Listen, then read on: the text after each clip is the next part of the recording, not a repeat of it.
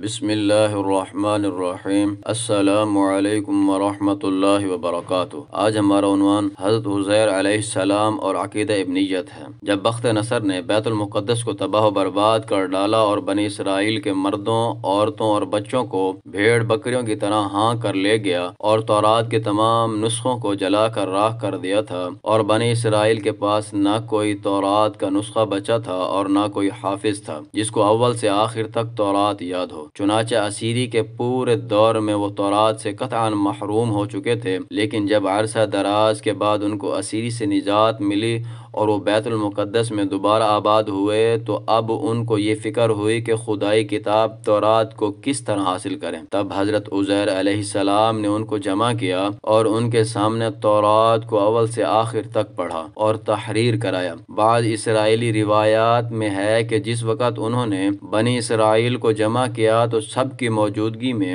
آسمان سے دو چمکتے ہوئے شہاب اترے اور حضرت عزیر علیہ السلام کے سینے میں سما گئے۔ تب حضرت عزیر علیہ السلام نے بنی اسرائیل کو از سر نو تورات مرتب کر کے دی۔ جب حضرت عزیر علیہ السلام اس اہم کام سے فارغ ہوئے تو بنی اسرائیل نے انتہائی مسرت کا اظہار کیا اور ان کے قلوب میں حضرت عزیر علیہ السلام کی قدر و منزلت 100 گنا بڑھ گئی اور آہستہ آہستہ یہ محبت گمراہی کی شکل اختیار کر گئی۔ انہوں نے اسی طرح عزیر علیہ السلام کو خدا کا بیٹا مان لیا، جس طرح نصارہ نے حضرت عیسیٰ کو ابن اللہ تسلیم کیا ہے۔ اللہ تعالیٰ نے اس عقیدہ ابنیت کو مختلف مقامات پر مختلف الفاظ سے رد فرمایا۔ صرف حضرت عزیر علیہ السلام والی آیت تحریر کی جاتی ہے، باقی کو طوالت کی بنا پر چھوڑا جاتا ہے، اور وہ آیت جس کا ترجمہ یہ ہے: اور یہود کی ایک جماعت کہتی ہے کہ عزیر اللہ کا بیٹا ہے، اور نصارہ کہتے ہیں کہ مسیح اللہ کا بیٹا ہے، یہ ان کے منہ کی باتیں ہیں جو باتیں ان سے پہلے کافر کیا کرتے تھے۔ انہی جیسی باتیں یہ بھی کہتے ہیں، خدا ان کو ہلاک کرے، یہ کہاں پھرے جا رہے ہیں۔ تمام یہود نے اس طرح نہیں کہا تھا، بلکہ ایک خاص طبقہ نے، جو کہ بقول بعض علماء یہود کے بنی قریظہ نے یہ حرکت کی تھی، اور اس جماعت نے اس عقیدے کے لیے یہ دلیل قائم کر لی کہ موسیٰ علیہ السلام نے جب ہم کو تورات لا کر دی تھی تو وہ الواح پر لکھی ہوئی تھی، مگر جب حضرت عزیر علیہ السلام نے تو لوح